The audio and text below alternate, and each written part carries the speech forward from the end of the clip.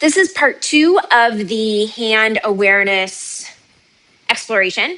For this, you do need a pull-up bar and preferably a stool, or if like me, you're using stall bars, you can totally use the rungs of the stall bars just to take some weight off your hands so you can actually explore the concepts. To begin, you're going to hold on to the bar. And like I said, I'm going to be on my stall bars. I'm going to wrap my thumb under. Now, as I wrap my thumb under, I'm going to see where the weight goes in my hands. And then I'm going to come down. So what I mean by this is the weight going in these knuckles? If I'm hanging from these knuckles, my grip isn't going to be very good. So what I'm aiming for is to get my grip to be right under. I have blisters here from all of the work, all of the weights and aerial work that I do. So I try to get the weight of the bar like right under my blisters. So let's try that again. I'm going to come up. I'm going to wrap my thumbs. I'm going to see if I can get the weight in that part of my hand. So that's what I'm hanging from. Once I'm there, I'm going to imagine that I am rotating the pinky fingers towards the bar. Now, as soon as I do that, I feel like I can pull my shoulders down and then relax. Try that one more time and then come on down. So I'm breaking the bar this way is another way to think of it, the way that's often said about it. And as I was doing that, I was shrugging my shoulders down. Now, I can play with the reverse to shrug my shoulders up towards my ear. I can imagine that I'm rotating the thumb part of my hand into the bar to bring my shoulders towards my ear. So, one more time. I am here.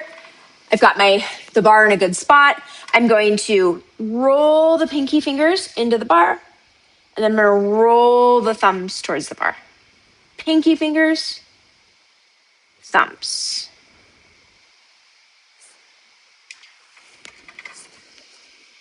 And that's just to make some of that feel a little bit lighter. I'm going to show one more hand grip because it's really useful, especially if you do any sort of vertical apparatus work, whether it is climbing a rope in a CrossFit gym or it's hanging from a silk or a pole. You're going to climb up. This time, rather than have the palms facing forward, I'm going to take the hands so that one hand is right on top of the other. But all these same principles apply. I'm going to come up here. I'm going to hold on this way.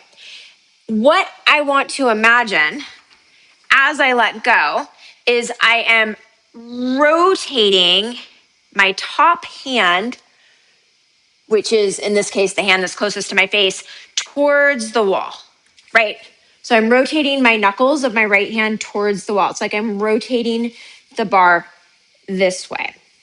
Now, if you read the blog, you'll remember from the blog that one hand does that better than the other. It turns out that my right hand actually does that less well than my left hand. So in order to do it, I'm going to really see if I can imagine that I am initiating the rotation with the bottom hand and the top hand is following along. I hope that makes sense. Again, this is my top hand, which is not my best hand for that. So I'm going to really do it with my bottom hand, and then my top hand follows along. I am here, and then I'm going to relax. When I switch sides, I can, again, keep initiating that motion with the top hand,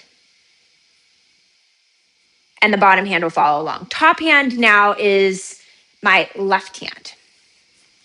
So I'm here.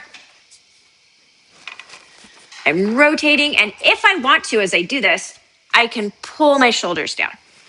I rotate and pull, and you'll see that that rotates my torso a little more centered. All right, so give that a try, see how it goes. If you found this useful in any way, please like, share, subscribe, and drop any comments in the comments section below. Thank you.